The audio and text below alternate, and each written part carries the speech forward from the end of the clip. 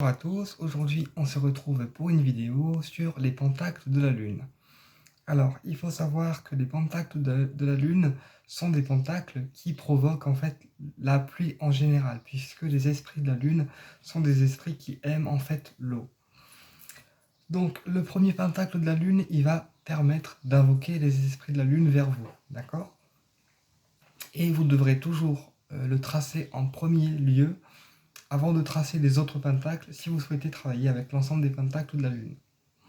Le deuxième pentacle, il permet d'aller voir les endroits scellés par la magie noire en projection astrale. C'est-à-dire que si on trace le deuxième pentacle de la Lune, on va pouvoir aller voir un endroit scellé par la magie noire pour aller voir ce qui s'y passe.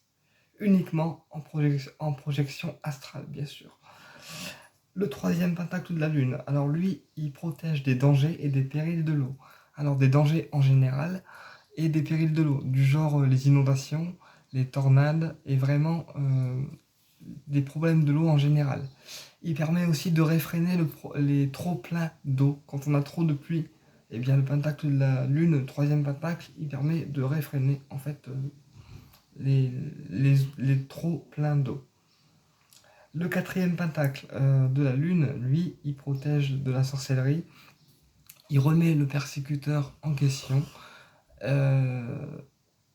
il permet en fait aux personnes qui vous persécutent de se remettre en question et d'être en confusion avec leurs pensées. Et c'est aussi un pentacle qui protège des attaques nocturnes. Des entités, bien sûr. Le cinquième pentacle de la Lune, lui, il a une phase bonne et une phase mauvaise.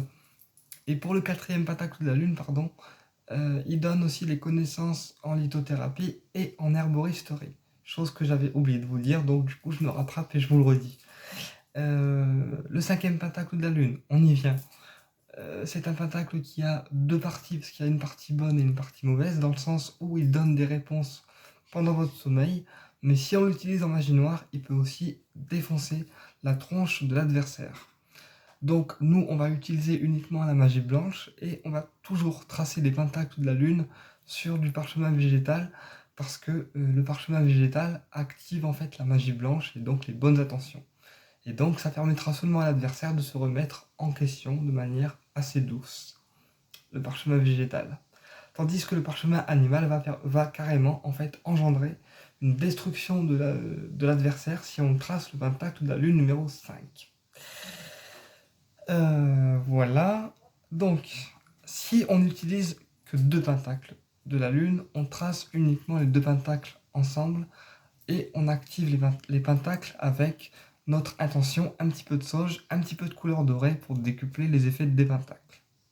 Si vraiment on souhaite utiliser les 7 pentacles de la Lune, eh bien on trace le premier pentacle, donc le pentacle d'appel, qui sera le premier pour appeler les esprits de la Lune. Et ensuite, vous tracez les pentacles tous ensemble, l'un à côté de l'autre, toujours sur du parchemin végétal. D'accord ? Parce que le parchemin animal, là, si on trace les pentacles dessus, on dérive en fait en magie noire. Puisque le parchemin végétal est pour la magie blanche et le parchemin animal est pour la magie noire. Donc, quels que soient les pentacles, les planètes que vous voulez utiliser, eh bien, on va toujours les tracer sur du parchemin végétal. Sauf pour la planète de Saturne et la planète de Mars, qui sont des planètes pas très cool, et du coup, on va éviter de les utiliser. Sauf pour quelques pentacles, mais ça reste des exceptions. On les verra plus tard.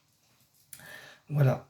Et ensuite, on se retrouvera pour une autre vidéo sur les pentacles de l'archange Métatron, les pentacles du soleil, qui sont régis par Métatron. J'espère que cette vidéo sur les pentacles de la Lune, elle vous a plu et qu'elle vous a apporté des réponses. Et je vous dis à très bientôt pour une prochaine vidéo.